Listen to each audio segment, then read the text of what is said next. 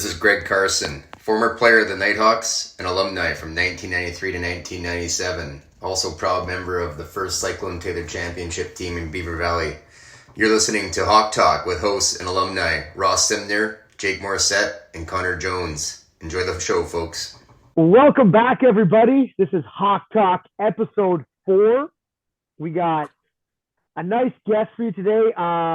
Really historical, and we're gonna introduce him real quick here. I'm gonna check in because we got Connor Jones, the second assist guy, back with us this week instead of missing out from a hard flight last week. So, Connor, how you doing, buddy? It was good. I was in the Delta Lounge. I just couldn't really make it for that one for you guys, but you guys did a great job. So a nice little free spread out there and a couple of cocktails. Yeah, I just needed a break from you guys, so just said I was on the flight. But and Jakey, how's it going over there? Yeah, doing good. Good to have Connor back. We plowed through the last one without him, but no, good to see him back. Yeah, there's a big outcry for him, right? Oh yeah. So we got a special guest today, and I set up the hop. It's very special for me, and he doesn't even know this, but my first KIJHL goal was against this man when I was playing for Calscar Rebels. I believe it went up the back of my leg. They were beating us, I think, 6-1. That's why I was getting some extra ice time. And immediately after that, I think I got in a little tilt with a certain Guy Biddlecombe. So that was my claim to fame. My best game of my 16-year-old year. We can welcome a legend in Fruitvale, Rocky Dickson. How you doing, Rocky? Great. Thanks for having me, guys. So you're down there on vacation and you fit us in, which is really nice. Whereabouts are you and what are you doing these days? Well, we're my wife and sister and brother-in-law are in Punta Cana right now, soaking up some sun and enjoying the views here. Beautiful. And what keeps you busy now? Where are you and what are you doing? I guess post hockey career. Yeah, well, I'm still in trail, and we have a family-owned business that keeps us really busy. We own the tire shop, OK Tire and Trail, the Practicar and truck rentals. We have the OK Car Wash, the GT Car Wash, and that. And my dad's still there. My mom works there. My nephew works there. My wife works there. My son works there when he doesn't have hockey. My niece did work there, but she's away at school now.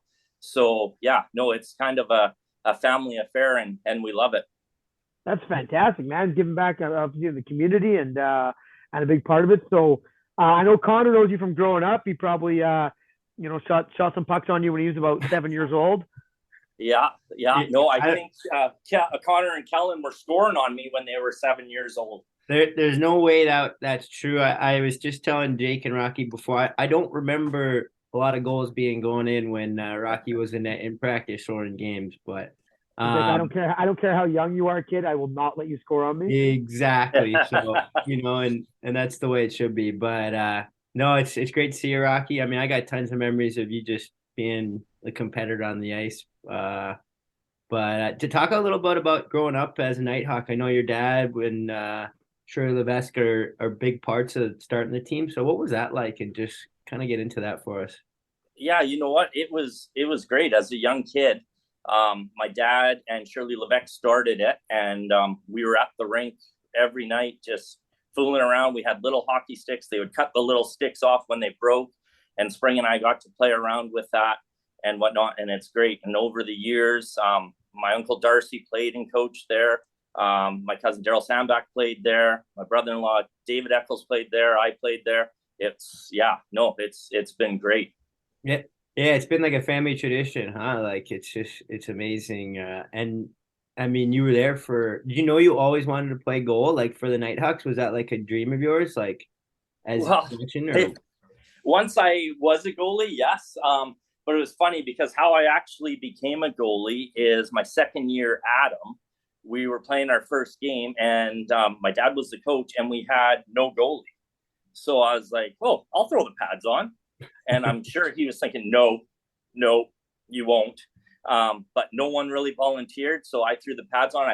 I believe we were playing Spokane. We ended up beating them 4-2. And I was like, hey, this is easy. I'll be a goalie. From there on out, it was just easy, eh? Yeah. Oh, that's pretty cool. So Rocky, get into the net. You're obviously a star goalie. You're my favorite Hawk growing up. I got to admit that. Thank you. But then I think you know that I told you that many times.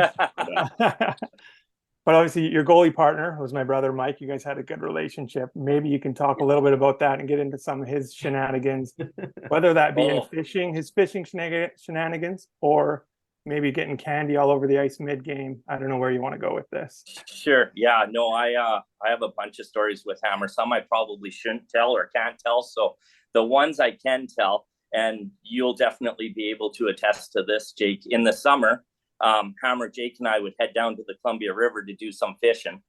And I don't like to brag, but Jake and I were fairly decent fishermen. Like we used to slay the rainbows and the walleyes, and it was pretty good. And Hammer, I don't know if he just felt left out or what, because to this day, I don't think I've ever seen him catch a fish in the river, but he would always go behind a bend and around a corner, and Jake and I'll come lugging our 3-4 rainbows out and whatnot. And, oh, Hammer, how'd you do? I caught 3. Oh, where are they? Oh, I threw them all back. Catch release guy. Yeah, he's a catch and release guy. To this day, I don't know if I've seen him catch any. I don't know about you, Jake, but there was a lot of fishing done there and a lot of Hammer coming home empty-handed. Oh, he loves going around the corner and coming back with the stories, but you never see the results, though. That's right. Yeah, and then there was this other time we were playing at home, and I forget who it was against, but I had started and let a couple early ones in. So they put Hammer in, and for those of you that don't know Hammer, he kind of likes his candy. So he would always have some candy jammed in the side of his pad, and he would eat it as he was on the bench. And sure enough, he gets the call, he's going in. And the first guy comes down and shoots. Hammer goes down, makes the save, and you see shit everywhere on the ice. And we're like, what the? Hammer forgot to take the big gobstopper container out of his pad. So now there's like 30 gobstoppers all over the ice. Ref had to call time, get the shovels out. They had to pick them up. But yeah, no, that's Hammer. You know what? He was the best man at my wedding. We've been very good friends ever since, and that's sort of what hockey's all about, right? To be fair though, you only got pulled probably like 2 times in 4 years. Like it wasn't his fault there. Yeah, right. Like he's sitting there going, game after game, I got to keep myself busy and keep my my blood sugar levels at the right range in case I get put in. So, it's kind of a bit of a travesty. And I'm gonna send off. I mean, I've sent off some emails before to eliteprospects.com because they still have me down as a D-man, which is good for my stat category. But when I'm looking up you, man, there's nothing on there. And it's like, a couple games, a little with the trail smoke years, you got one little day in there with 30 games of the KI with BV. But if anyone's trying to figure out this Rocky Dickson guy, like number 2 is retired, 3 or 4 goalies of the year awards, like a name known around hockey. And you just knew when you're playing, I know when I played against you, it was like you're playing BV. So, it's going to be a tough game anyways. And unless you're planning on trying to win like 1-0 or maybe 2-1, like you're not going to have a chance at a shootout with this team. Where did it, like, how did that develop? Tell us a bit more about your goaltending, your style, how all those goaltenders of the year awards came up. Well, for the most part, I played on good teams, right? And that's the biggest thing. When your team's good, it's a lot easier to make the saves and win games. And we had some very good teams. As for my style, a little different than most goalies. It's funny because when I go out and help out like the girls in years past with their goaltenders, I'm a lot different than how goalies are nowadays. I was small. I couldn't do the butterfly. I couldn't do the splits. So I had to rely on angles and rebound control and whatnot. Because when I went down, it was a lot harder for me to get up than these other goalies. So it was mainly angles and that I had to play. And I always, the night before games, I was, okay, who are we playing? Okay, well, there's this guy. So when we played Castlegar and that, you'd have, okay, well, it's Pottle or whoever. So he likes to go to his backhand or whatever. Oh, that Simner kid, I don't have to worry too much about him. But I was more, I always more of a mind thing and just to recall how they shoot, where they like to go on breakaways and whatnot, because I was not very, I don't know if it's athletic or I was not very stretchable, to say the least. That's awesome. It's nice to hear. I mean, it's obviously a massive part of the game now, with film and stuff like that for goalies and studying and all. But you were doing that, well before then. So that's pretty awesome to hear. And I think, the way that the game has evolved, and you were playing against like you said, you play a good team, and part of that is practicing every single day against good players, right? And just facing good competition day in, day out. So when you did play in games, it was, hey, I play against the best players in practice. So bring it on. Yeah, no. And that's right. Like repetition, right? You see the better, harder shots and whatnot. So I know that my first year I played with the Nitehawks. I think I was 15, and we were not very good at all the first year. And I think we maybe only won 6 games or whatever. It was sort of back in the air where there was more fighting in that. There was lots of fights and lots of penalties and whatnot. And we got a ton of shots, like a ton, probably 50, 60 against us every game. And in hindsight, that was probably the best thing for me, seeing that. I remember the one time in my first year, and both me and my goalie partner, I think it was Chris Gauthier at the time, and we were struggling because we were getting so many shots. We were letting 6, 7, 8 goals in a game. And we went on this one road trip, and the coach has said, okay, so we've pulled you guys the last 3 games here. So no matter what, Rocky, you're starting Friday in North Okanagan, and you're going to finish the game. And at that time, North Okanagan was in first. I think they had only lost 3 or 4 games. So I was like, oh, okay, well, get to finish the game right on. Well, we get in and we're down 5-0 after the first period. And I was like, ooh, I wonder if they're serious about this finishing the game. Well, I went out for the second period and it was 8-0 after 2. I was like, oh, okay. Well, you don't usually like to get pulled, but yeah, if you want to, throw in the other guy, sure, go ahead. Nope. Back out you go for the third period. And they're just pumping us. I think the game ended up 11-1 or something, but they stuck to their word, and I did get to finish that. And from then on, it's things went a lot better.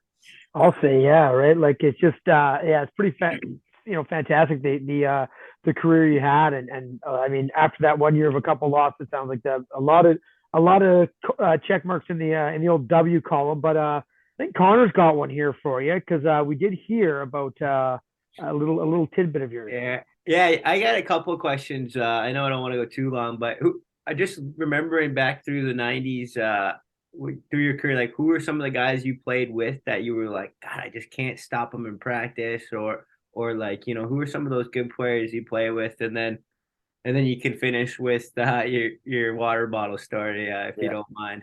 Sure. Okay. So no, back in the early days, I know John Hannock. He came back and played, I think it was half a year or something my first year, and he was amazing. He was unreal. And then there was other guys like Jarrett Mason. You knew if he hit the net, it was probably going in because he shot so hard. The good thing was he didn't hit the net that often. So it was, I heard a lot of glass when Mace was taking his clappers out there. Yeah. I had Rob Henderson my early years as well. He scored quite a bit. And whatnot. So, and then we have Jeremy Robinson in my later years. Yeah. Chad Rideout. They were goal scorers and that. So they were a lot tougher to stop in practice. Oh, great. Get into the, so superstitions wise, was drinking out of your water bottle, is that just a no-no like for you, or? Yeah, I'm not a superstitious guy, but I hated it when anybody drank out of my water bottle. My team knew that, so they wouldn't touch my water bottle. This is just fun. Anyone, not the other team. It's just anyone on your team. Anyone. I didn't like anyone drinking just out of my water germs, or like did you know? Including the ref. No, not germs, and you just obviously put a superstition, but it was I didn't like it. Well, I think word somehow got around to the Roslyn Warriors when we were playing them so there's Brian French and Kyle Kaharski. Well, every time there was a whistle in our zone, they would come behind and try and drink out of my water bottle. And it drove me absolutely crazy. And it got to the point where some of our D-men would take penalties on them as they were trying, after the whistle, trying to come get it, where they would cross-check them or whatever. So it came to this one game, they got a couple drinks or whatever, and they ended up beating us and whatnot. So next time we played them, I was like, okay, well, I'm going to fill mine with vinegar and let Koharski and Brian French come and drink it. So I have it on there waiting for them to drink it. And probably 5-6 minutes into the first period, you guys will know from balling that Jimmy Maniego was reffing. And now I'm great friends with Jimmy. He coaches my son in ball. It's great. So he's coming over and he grabs my water bottle to take a drink. And I was like, I was going to tell him, but he had actually called me for a delay of game. I covered the puck out of the crease earlier in the game, and he gave me a delay of game call. So I was like, you know what? Screw it. So Jimmy starts chugging this water, and the look on his face is priceless. I still remember it to this day, the look he had on his face, and he spits it out. And I think it was Rob Schreiner that came back to him and said, hey, Maniego, how'd that taste? And he dimed up Rob Schreiner for 10-minute misconduct. It was great. That's fantastic. That is so good. Oh my God. Unreal. Yeah. Hey, Rock, Yeah. just to end, do you have any Hank stories? I know like it's always a good draw for people. They want to know what it was like playing for Hank. And I mean, you were there. You're arguably the best goalie of all time in Nitehawk history. You got to have some Hank stories, huh? Yeah, I have a lot of good Hank stories, and sort of like the Hammer stories, there's probably only a couple I can tell. So the first one happened, and we played a game or whatever, and I think we ended up winning 7-6 or 6-5 or whatever. We were heading to the bus. I think it was in Asuyas, and Hank met me in the hallway, and he's, hey, Dickson, take your underwear off because you were the shits tonight. I was like, oh, thanks, Hank. But we did win. So that was the one. And the second one is we were leaving for a road trip. So there was 4 of us. I think it was Robbie Mondin, Brad McLean, and Eli Anderson and I. They picked me up at my house, but we were running a little late. So we had to leave at 10:30, I think. So we got there at 10:40. Everyone's on the bus and that. So we hustle into the room, start packing our gear and whatnot. And Hank walks through the door, and you could see the look in his eyes, and he was not impressed. And I remember him saying, when I say the bus leaves at 10:30, it leaves at 10:30. And he grabbed an orange by the entrance to the door and chucked it at us.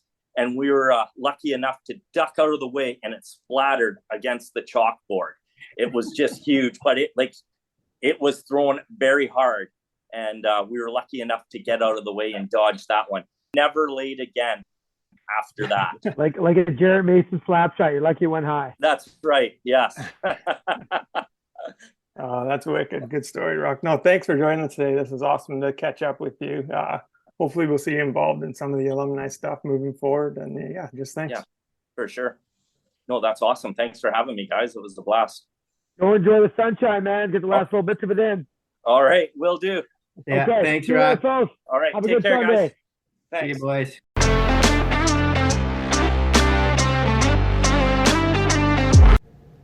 Hi, listeners. This is former Nitehawks player and captain Morgan Peace from the 2017 to 2020 seasons. I hope you're enjoying the show. Make sure to follow us on social media at BV Nitehawks Alums and to visit our website at bvnighthawksalum.ca.